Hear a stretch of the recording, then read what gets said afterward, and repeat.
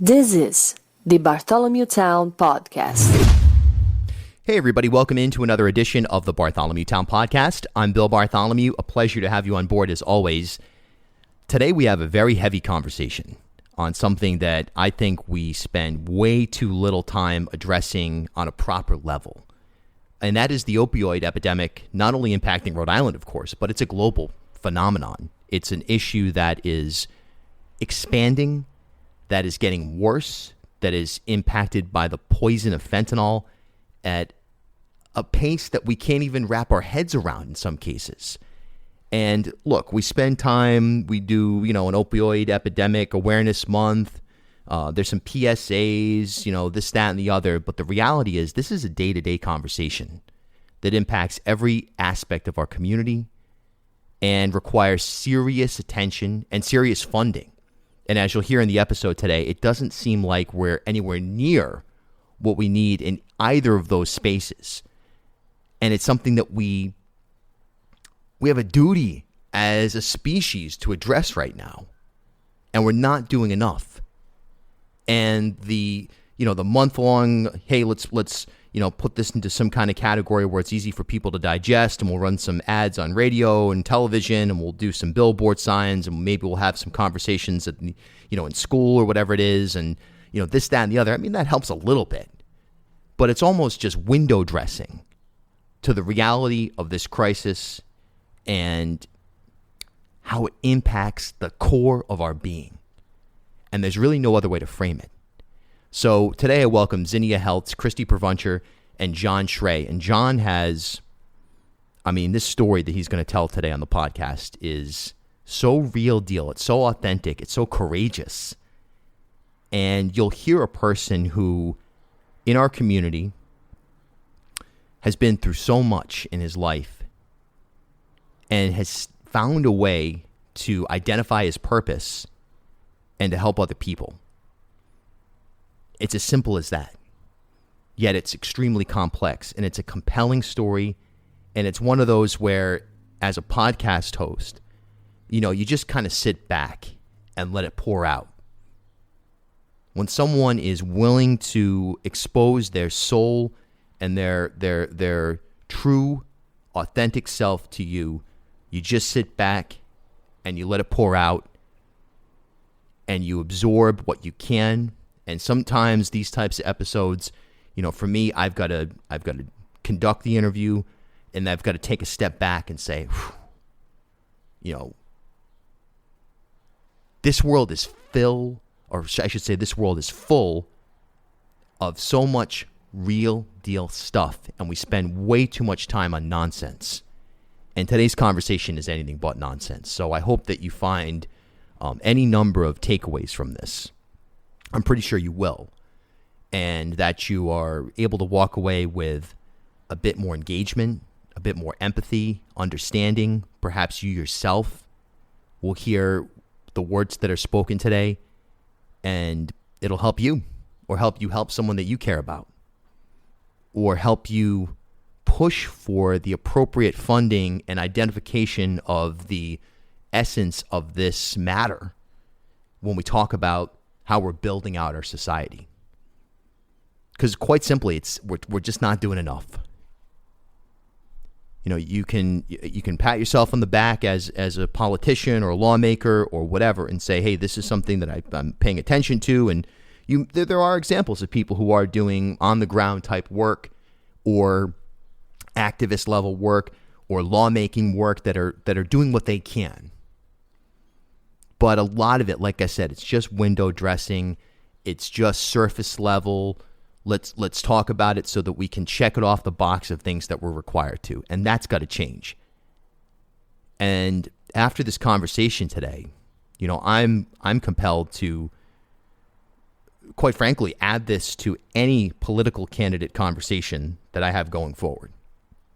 Not just talking points that somebody prepared, but what are you going to do about the opioid epidemic in this country, in this state, in your municipality, in your neighborhood, in your household, in your own life?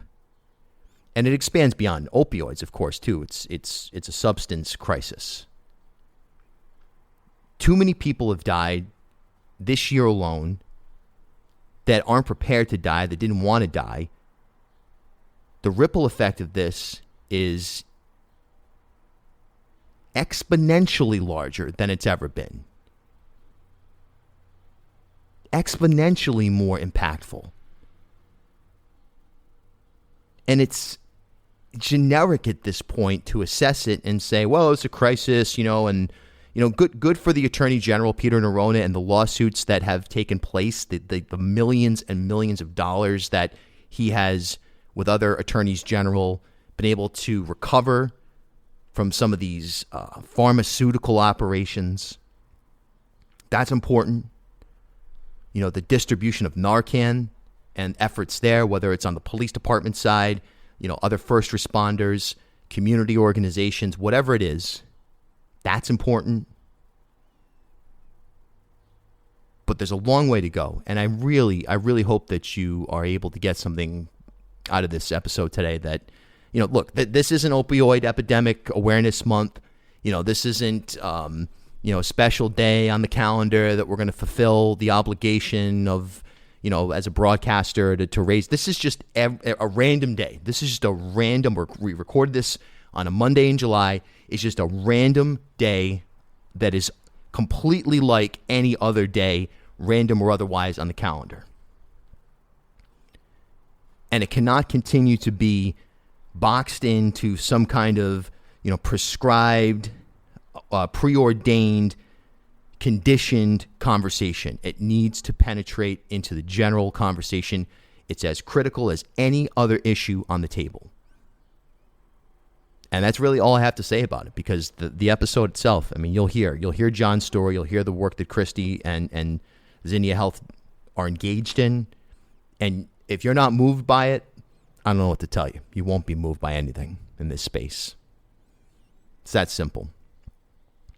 Lots coming up on the podcast over the next couple of weeks. We are approaching, of course, the primary is like 2 months away.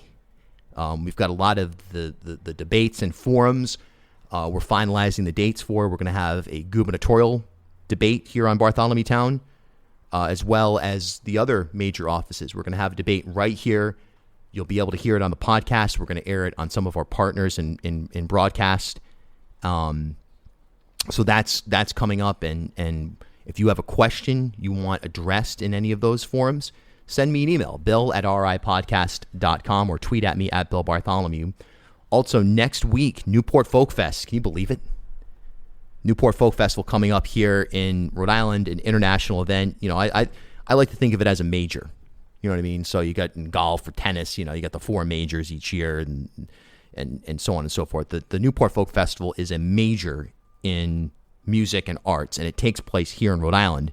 A lot of people think of it as a local event. It's an international event.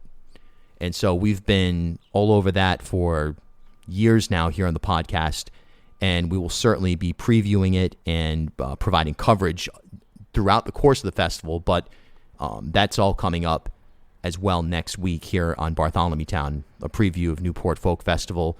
And I may actually just do something different than I've done, which I might just sit here with the lineup, not the humans in the lineup, the list of performers, and just talk about it and offer my thoughts on it. Not a judgmental thing like, oh, this person's great, you should see them, and this person's terrible, you shouldn't see them. It's none of that good nonsense. But I might just reflect on it a little bit. So I'm kind of still waiting to see what's going to happen there. So we'll have that for you next week. A lot of candidate conversations coming up. Gubernatorial, congressional candidates scheduled for the next few weeks. So a busy time here in Bartholomew Town. As always, it seems to be busy, but it's getting busier and busier. Also, this week, I will be on WPRO hosting from 3 until 6 every single day, 99.7 FM and AM 630. All right, let's get to it. An important conversation right now here on Bartholomew Town, Rhode Island's podcast of record. All right. Hi, Bill. Kristi Hathaway here. You might know me now as Kristi Provuncher, but going back from high school and in this town, it's important to just throw out the Hathaway. But I now am the Director of Business Development and Partnerships for Zinnia Health. And I have here my coworker and friend, John Schrey. Hey, Bill, how you doing? My name's John Schrey. I'm the Director of Patient Advocacy for Zinnia Health. I'm also a veteran. I spent 8 years in the Marine Corps, and I'm also in recovery. I have just over 3 years, complete abstinence from all substances. And so, yeah, good to meet you. Oh, a real pleasure. And thank you for your service. And look, this is such an important conversation we're having today. It gets framed sometimes as like this, almost like public service, generic type of thing. But I think the more you personalize it and the more that actual stories are told surrounding the journey that goes into this and also the work that surrounds this sector, the more buy-in there is from the average listener. At least that's what I've heard in terms of feedback. So I guess let's start with, the facility itself and the types of services that you provide and sort of how you've become, Zinnia Health and what that emerged from. Absolutely. So Zinnia Health came in and basically is now the owner and took over the mission that used to be Phoenix House, New England, here in Rhode Island. Phoenix House, New England had a lot of different facilities that we, unfortunately, because of the rates in this state, the Medicaid rates, we were unable to survive here in Rhode Island. So we had to sell all our other facilities off, basically just so the jobs and the mission would sustain. And Exeter, the Phoenix House Exeter location was the last one. So we really needed somebody to uphold what we were doing with the Medicaid population. We have the most beds in Rhode Island that we provide for detox and substance use residential clients in Exeter. So without someone coming in to save the day, post receivership through an auction is where our CEO found us, we would be to this day pretty much shut down. So Zinnia is the saving grace of Rhode Island if you look at the big picture. There's other facilities for detox and residential care. However, a lot of these programs are sustained through commercial paying clients. But if you think about it, how is that population, how just taking care of that one side of the population really doing what we need to do for this state? So fortunately, our CEO promised and dedicated 40 beds at all time for the first decade of our service for strictly Medicaid clients so that we don't have to say no based on where they're at today, what they've been through. We just want to make sure that we see them where we are and be there in present time to be able to help them. And that's Zinnia Health's mission. We're national. We have 14 different facilities and counting across the country. So we it's a great thing to be part of the transition from Phoenix House to Zinnia. So we really just want Rhode Island and New England to know that, hey, we're here. We're not going anywhere. We're going to uphold the mission for the state and for our clients and patients in this area, because it is a huge necessity. The opioid crisis is not getting any better, and we're going to fight it as long as we absolutely need to and provide care clinically and medically the best that we can. Yeah, that's something that is such a stark reality, which is that the need is so extreme that in spite of the fact that there's been more awareness and quote unquote, efforts from whether it's the state or the private sector, the nonprofit sector to address this crisis, it's not getting any better. And by some standards, it may even be getting worse. So we're in this moment where I think we'll look back on it and it'll be a transitional moment in the crisis in terms of like how aggressive does our society get in understanding just how serious this is, and that it is something that affects everybody, every community, all walks of life, all experience levels. And it's, the stigma surrounding it is complete nonsense and just needs to be disposed of so we can actually get down to the business of treating this disease. Right. There's too much naivety. And, I'm not going to lie, that's where I came from. I came from corporate healthcare before this, and I myself was naive until I really got into the roots and the know. And knowledge is just everything in this field. And then once you get into it, you realize you just shed that naivety, and then you realize that we really need to be active and get out there and help a lot better, starting with ourselves. And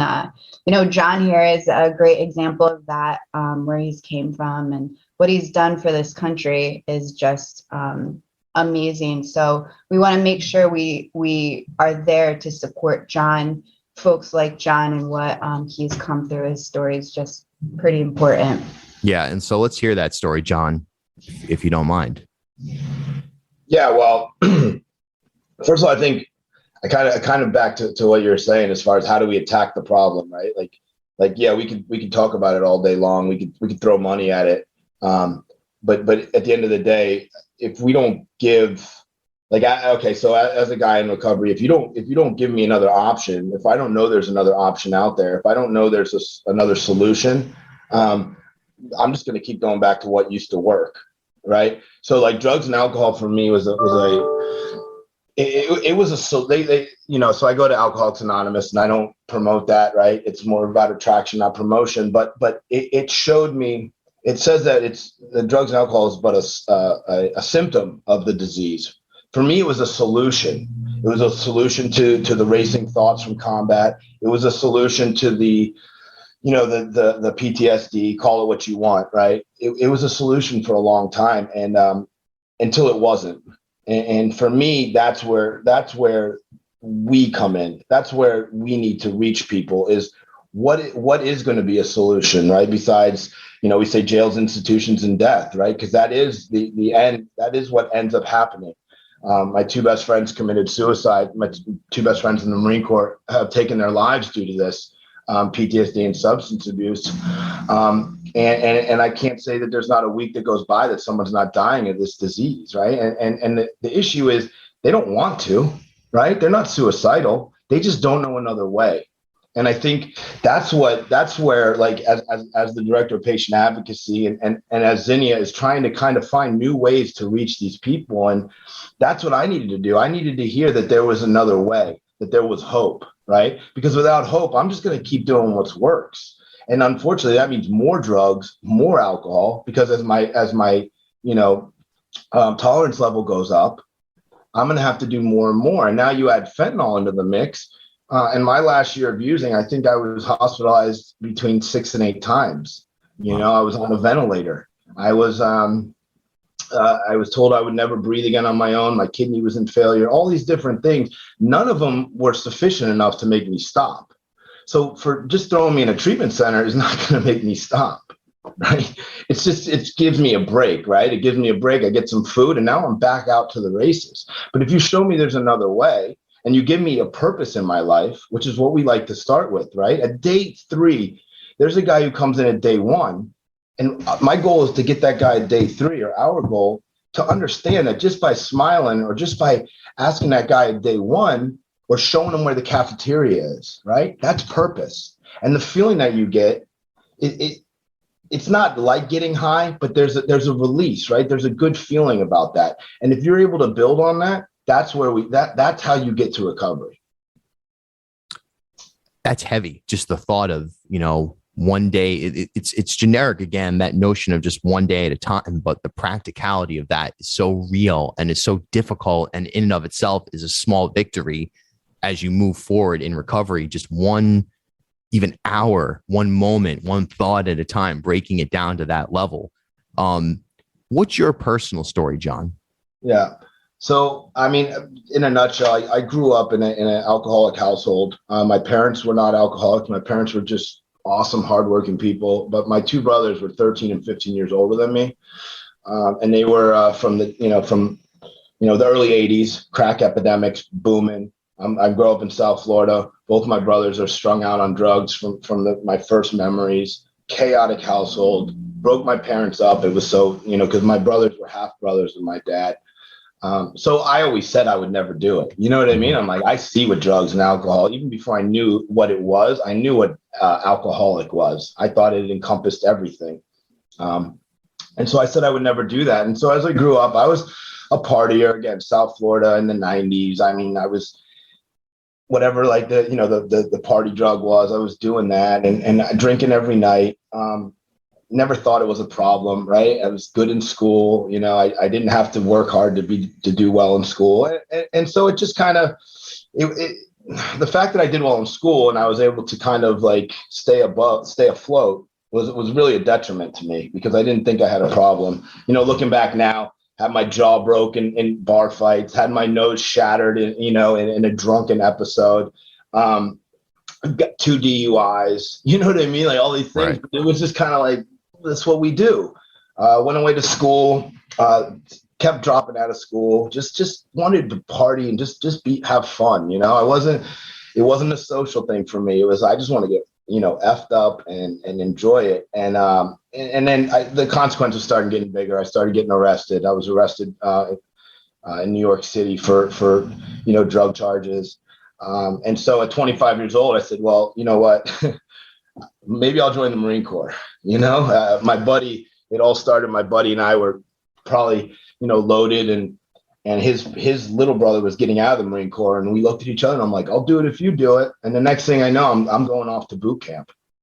I don't recommend it. I hear a lot of young guys like, I want to join the service. And I'm like, dude, don't do it. Because what happened in the service is it became okay to drink until 3 a.m. As long as at 6 a.m. I'm up ready to run.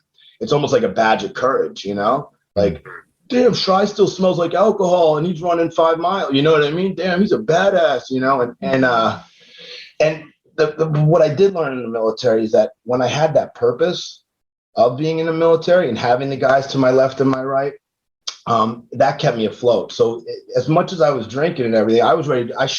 When it was time to go to work, we strapped on the uniform and we went to work. And so I went to Afghanistan twice. I was involved in a lot of combat in 2008 in a town called Nowzad in the Helmand province down south. Saw a lot of destruction, a lot of lives lost, both on our end and on their end.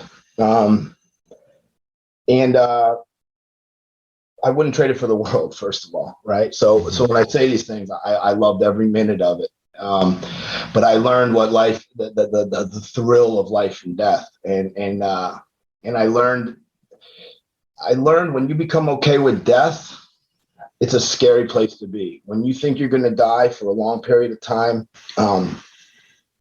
it's a very scary place to be when you come home. I came home. I got ready to go on another deployment. I got married in the process of that to the most amazing chick in the world. And I went back in 2010 and I was involved in a couple IED blasts. So now I got a couple concussions under my belt. Still sneaking alcohol, right? Having alcohol sent in Listerine bottles over there, doing other things that I shouldn't have been doing when we were in downtime, but still operating at a high level. So still not thinking it's a problem, right? It's just what we do. Came home in 2010, had a baby girl. I couldn't deploy anymore because of my concussions, and life started slowing down. When life started slowing down, my brain didn't. And that's when the drug use and the alcoholism started to get out of control. I got out of the Marine Corps in the end of 2014. And by the end of 2015, I got out of the Marine Corps, had a beautiful wife, little baby girl, most beautiful little thing you'd ever see, owned my home, owned my 2 cars, moved back to South Florida. And within about 8 months, I was homeless. I had left them and I was on the streets. and that's where the survival mode came in. That's as close as I know now, right, through all the work I've done. That's where it's close to combat and that life or death and that thrill of the chase came in, and I felt okay there. And this is something that was always hard to say. Like, I used to have to get so drunk or high to come into my house, and we had this beautiful little nursery in my daughter, for my little 1-year-old. This place that everybody thinks would be the most peaceful, loving, just when you think of peaceful, that's the room, right? That was the scariest room I have ever been in, because when I would sit in there and my wife is holding our little girl, or and I'm supposed to be there with them, I was crawling out of my skin. I didn't know how to deal with it. I didn't know what to do. All I wanted to do was run. And so I did. I tucked tail and I ran to the streets, and I would live behind buildings. I would live I'd sleep under a bridge once in a while. And the only time I would have a roof over my head is when they would find me and they'd put me in the psych ward at the VA. I've been to the psych ward maybe 15 times. The VA did a great job, sent me to the best treatment centers down in Florida, put me through this, put me through that. But at the same time, they were just loading me up with meds, take this antidepressant, this is a new PTSD drug, and every 6 months it'd be a new one. And what those drugs were doing for me too is they were making me feel more like an animal than anything, because they weren't, again, when I would be sober, I couldn't feel emotion, right? Yeah, granted, I wasn't going to these deep, dark places, but I wasn't able to experience joy and the things that all my other friends were, getting to do with their kids. And so I would just go back to the drugs, and cocaine made me feel alive, and heroin calmed my thoughts. And so I became my own doctor, and I would just try and while I'm trying to find that okayness, I'm homeless. Wife left me, moved back up to New York. Again, I was ready to die on the streets. I wasn't going to kill myself, but I was ready to, just like in a gunfight, go out swinging. Through that process, my brothers that I said I never wanted to be like, my one brother has 15 years sober now. My other brother, I lived in a homeless shelter with in Miami. I left on a train once to come up to go up to the city I'm from.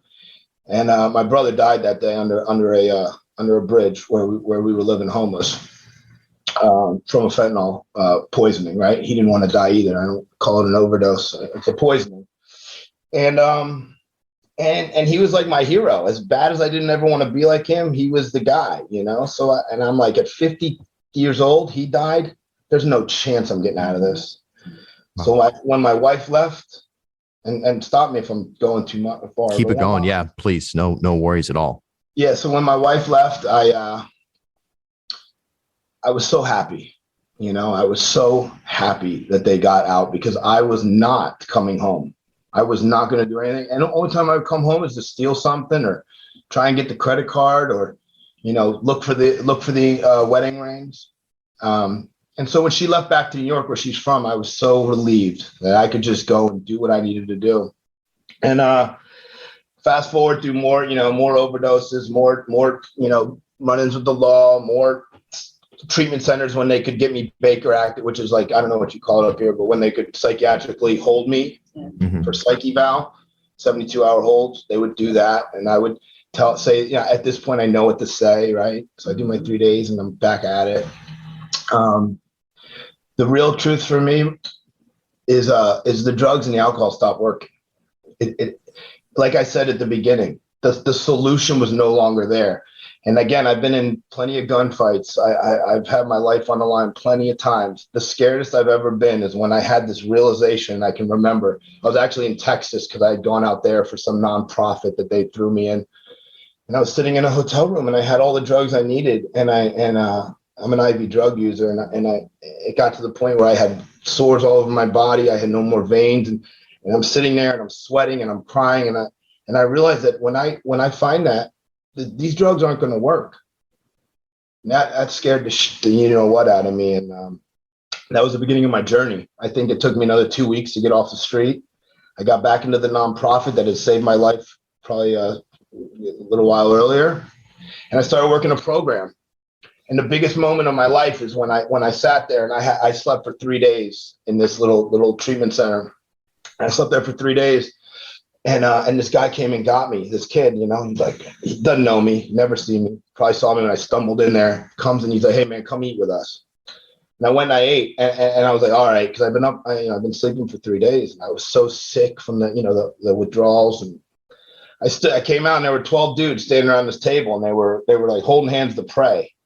I'm like, where what am I? Am I like an adult? Like, oh my God. Right. Weird looking dudes look like me. Like, I'm like, oh my God. And these guys prayed, right? And I had some breakfast, and I probably went back to bed for another day or whatever. But when I did come to at about day 7, there was a kid who was at day 3. His name was John as well. I won't say his last name. And I was like, man, he's been sleeping for 3 days. And I went and I got him up. I said, dude, come on. Same thing the other guy did for me. Come on. And I helped him up, and he came and he ate.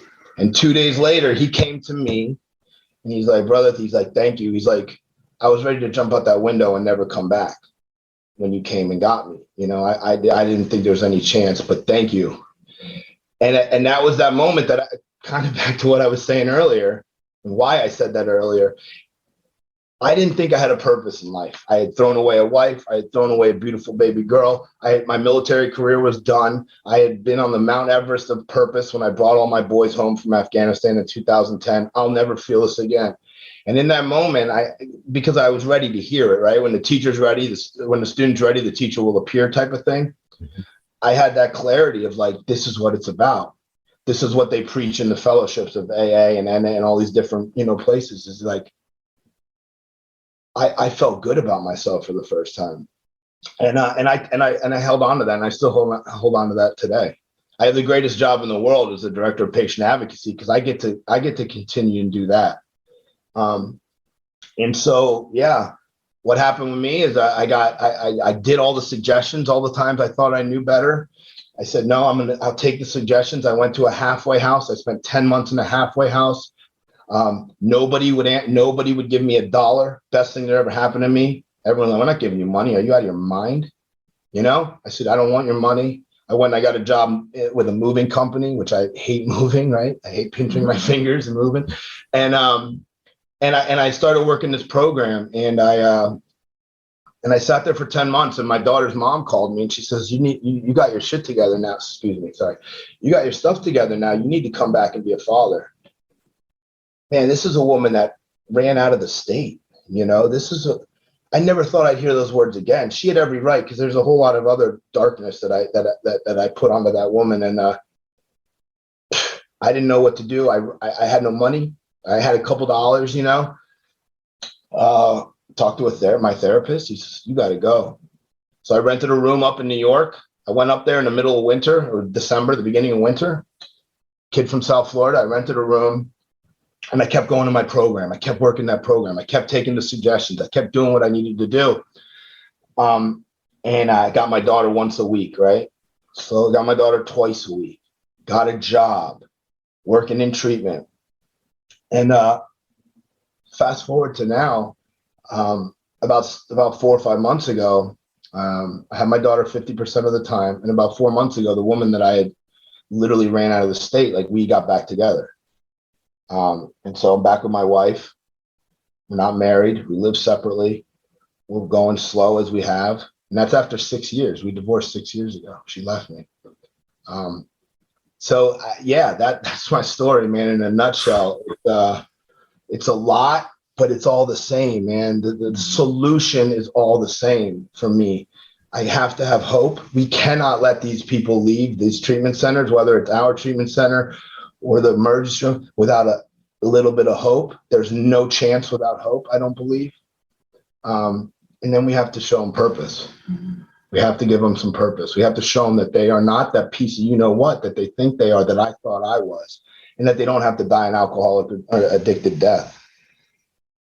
That's it. I mean, that's a heavy story on so many levels.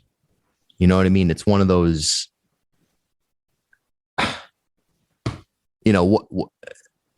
that takes a lot of courage, man, to share that and to do it in such great detail. And thank you. You've accomplished a lot, obviously, in your life. Sharing that story might be the heaviest of them all when you look back on it, or when people evaluate, this incredible journey, because there's so many people who need to hear exactly what you just said right there.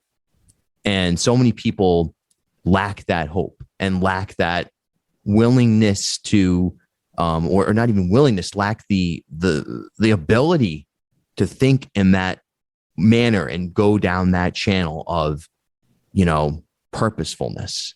And yeah, that's an incredible story. So let's talk about where you deploy that experience today and how you're on a one-on-one basis or on a group basis able to impact other people specifically. Just like that, I talk about purpose. I talk about, so that's another thing, and I know this isn't necessarily geared towards the military, right? But, we have a lot of things in the works, at Zinnia, at our company, to work on military programs and first responder programs. But I think the idea of purpose is across the board important, right? Like me having had that huge, intense sense of purpose in my past, it makes it a little more glaring when you don't have that purpose. But I think for the drug addict and the alcoholic, or any human, right, we have to fulfill our purpose, right? I don't think if we don't, then we haven't reached our full potential. So I run groups on like, what is purpose, and when you ask that question, because again, when I got out of the military, no one said, hey man, you better find a purpose. You know what I mean? They said, here's the 1-800 suicide number. And here's how you write a check, and here's how you get your disability. But no one talked. And if you have PTSD and you're suicidal or you hear a loud noise, but no one talked about PTSD being like lack of purpose, right? That's a huge part of my PTSD. How do I function on a day-to-day basis when I don't have to worry about Kristi dying right now? You know what I mean? And so if you do a group on what is purpose, it goes back to those same core values. It's like, hey, at 3 days you can have purpose. What is your purpose, right? We show motivational videos, and to kind of get the conversation rolling. And Steve Harvey talks about the lady who started Mary Callender's, right? Like she started as a bus girl or as a cook at some little diner, and they were struggling, so she started making her pies, and that became her purpose, right? Like people over the world have her pies. Like, what are you good at, right? And then most of us will say nothing, shooting dope, right? That's the answer I hear a lot. What are you good at? I'm good at like smoking crack, all these things, because that's literally what their mind tells them. And so the idea is to start peeling back that onion, right? That's what our therapists do, right? That's what we try and, my goal, if I'm facilitating a group, is to give you, and I go back to military terms, right? We need to find our purpose, but we can't. So if I'm shooting at something, but I don't know what I'm shooting at, I'm never going to hit it. So the first thing is to define the target, right? Now I can work on how to aim and do all these different, figure that out. But I have to know what I'm looking at. And so that's the thing. What's your purpose? I don't know. Well, let's figure it out. I don't know is not a good enough answer for us. I don't know. First of all, it's a great answer at first, right? But we need to figure it out. We're not going to just stop there, That seems like something that everyone on the planet should be thinking about, no matter, what your condition is or what stage of recovery you're in or anything like that. And Bill, that's why when people say I'm so grateful to be an alcoholic or a drug addict, and I used to be like, you're full of it. You know what I mean? That's why they are, because we get to work. And this is what I tell our guys and our men and women. We get to work on that. You're absolutely right. Everyone in the world, but everyone in the world isn't in danger of dying tomorrow. Right. This is life or death. So we need to figure that out. Whereas the average person may be able to coast through life and never even think that they could be doing more. We don't have that. That especially with fentanyl and these things that are out now, we don't have the liberty of waiting to figure it out. We need to figure it out now. Yeah. And that's what we're here to do for you. That changes everything. And it's obviously incredibly serious in this moment. I don't know anybody who probably hasn't had at least one person impacted by the disease as a whole, but specifically with fentanyl right now. I mean, it's just so prevalent in our community. And, I can just think of a handful of people that I know in the last 6 months that have died from fentanyl poisoning. And it's something that is so much more extreme than anything that I've personally experienced in my life, in terms of just knowing the amount of people who are being affected by this.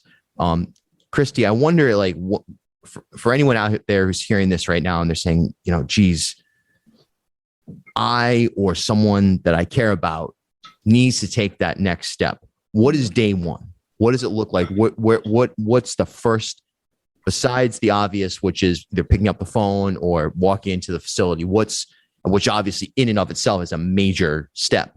But what does it look like at the beginning of this process? Well, I might have a different answer from John, but what I and we would like to see is first just, get to a safe, like, get yourself safe, be in an area where you can reach out to someone for help. Here in Rhode Island, we have peer support groups that are literally on the street with Narcan, looking for people that they can take to a crisis stabilization unit in real time. And that's what I would say to anybody that is just curious, like, hey, how can I help? Like, where do I even start? Like, to wrap my mind around all this. And, it would be just to meet people where they are. And then, and we just need people real time, having those conversations. Just a normal conversation could be that one moment that someone decides, what, this is the day that I'm going to reach out to someone. And we take phone calls at Zinnia on our 24/7 call center that you can have a family member call for. You can be with a family member. I got a call just last week. A young lady's father got in a DUI for, probably like the 5th time, and she's calling. My dad needs help. He says it's time. He's ready. And I'm like, all right, let's do this. And I just meet them where they are when I'm on the phone with them anyway, when I get that opportunity. And that's where I like to hope I can come into play, is just walk them through that one moment, just so we can try and get them to the next day, which would be to come into our detox facility. And then from there, once they're with our detox, then they transition to our residential program, men and women. And then Zinnia is also setting up IOP, intensive outpatient care. So where there's a continuum of care with recovery houses included that you can go to, so that we can care for them as long as they'll allow us to, as long as we can be part of that recovery journey for them. We have to make sure on our end that we're providing as much as we possibly can, so we have success and we don't see that repeat, like John was mentioning, out in the street so many times. And, a lot of us don't come from recovery. Most of us in this field probably do, but it hits when, like John says, his daughter, I have a 2.5-year-old daughter, and we need to make sure that these facilities sustain themselves, have great people that lift other people up, like John in the program, there for our men and women, when they're doubting themselves. Because guess what? If there's a time in our future where these programs don't exist for someone that could be my daughter, that could be my brother, maybe even my dad, I need to make a phone call. But these places have to be here. We have to find funding in this state. We have to find the people that are ready to have real-time conversations, so that one day, if I'm not there to help my daughter, somebody else is. And that's my driving force. And that's what I want someone to do with people like John, somebody like you, my daughter, my brother. Just meet them where we are. And, just one day at a time. It's true. Could not be truer words. And Zinnia, that's our commitment. And, we're people just like everybody else, but let's do this together. Let's get you to a safe place. And we'll work on it as a group. Yeah. With this issue, it's one of those things that there's like, okay, well, we're going to have opioid awareness month, and let's have a campaign of advertising, or let's decorate things. It almost reminds me of like Black History Month or something like that, where it's like, let's just zero in, like, and then a lot of times I feel like it's for folks in power to say, okay, we did it, our bases are covered, we gave it a month, we did X, Y, and Z presentation or program. Let me ask you this: is the state of Rhode Island doing enough to support this crisis from your perspective, each of you, inside the belly of the beast, in terms of funding, in terms of programmatic change, in terms of personnel, in terms of just the big picture? Are they doing enough? I'm glad you asked that question. And we have, members in a leadership council in this state fighting this crisis every day. And the general consensus at these meetings is no. We're getting angry about it now. We don't have the tools or the awareness. Moments are great. A month of awareness is great. We need enough talking. Let's put it into action. Let's put our money where our mouth is. Get us more funding. Rhode Island is awful with the rates. That it's the worst in the nation for Medicaid reimbursement rates. Yeah. So what would you like us to do? So we need to get these people off the streets and fight the opioid crisis. How would you like us to do that? We need their assistance. We want to work together with them. And the anger and frustration isn't coming or directed to one specific individual. It's all of us. I mean, I just woke up probably 2 years ago to realize, these aren't just losers on the street. These are our kids. These are our future kids. These are teenagers just partying, wanting to have a good time. So the more that we get around ourselves and really think about it for a second and not just move on to the next issue that we think we're having in this state, the better that we're going to be for ourselves down the long road. So I want people to ask themselves in certain positions, are we doing enough? And not just give a quick answer. I want to know how and why. Where do you think we're at with that? And let's do something better. And we're here to support that. I mean, without going down a political tangent,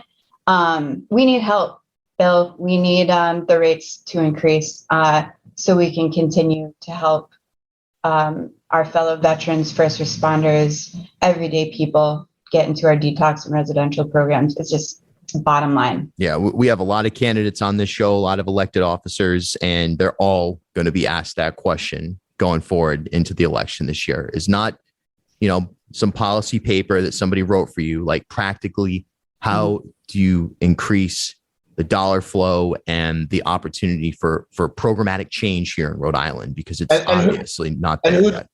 And who's writing your policy papers, right? Right. Who's in that meeting? Who's in that council? Is there a John, right? Is there someone that was on the street? And now, granted, there aren't too many of us that get to recover, right? That get to that point, unfortunately, right? But they're out there. Are we searching for the right people? Where's the money going? I don't know anything about your financials. Again, I'm not from Rhode Island, but I mean, I know on a national level, where is the money going, right? And I'm not even talking about corruption. I'm talking about you just throwing it into treatment, but you're not actually worrying about what the treatment entails, right? Like we're building. And I only speak for us. This isn't a promotional thing. We're building a program that's going to actually build purpose and build these different things, not just, the basics. We're not just trying to hit the basics. You got to hit those, but then you got to go deeper, because what we've been doing as a nation isn't working, right? It's just not. So where is it all going? Who's making the decisions? Where are you getting your intel? Like where to make these decisions? And that's, we have the intel. We have real lives that we're saving every day. So ask us. We're, like John said, an open book, because it's all for the right reasons. The only reason I went through what I went through is so I can talk about it and try and help someone else. I know that for a fact. Yeah. That is my purpose, right? There's no reason I should be alive. Right, all the stuff, all the bad things I did. There's no reason other than that to tell my story and say, listen, that right there, that doesn't matter, because it's what's going on right now. so intense and such a powerful story and such a powerful conversation today. We've got about 30 seconds. How do people get involved if they want to in any way, shape, or form, either from the perspective of treatment or from the perspective of being able to assist in your mission? Yeah, so zinniahealth.com is a great website to go to. It gives you a whole outlook on all our programs available. Here in Rhode Island, I give a lot of our stakeholders in hospitals, medical facilities.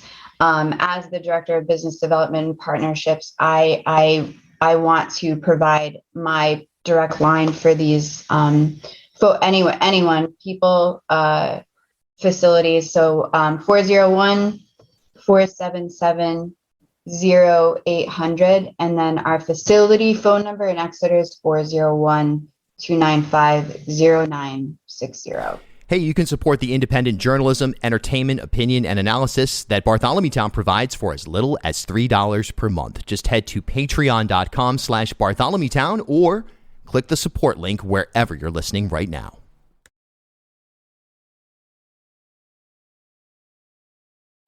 At HealthSource RI for Employers, we provide access to health insurance to more than 1,100 local businesses and nonprofits, and 96% of them renew through us every year.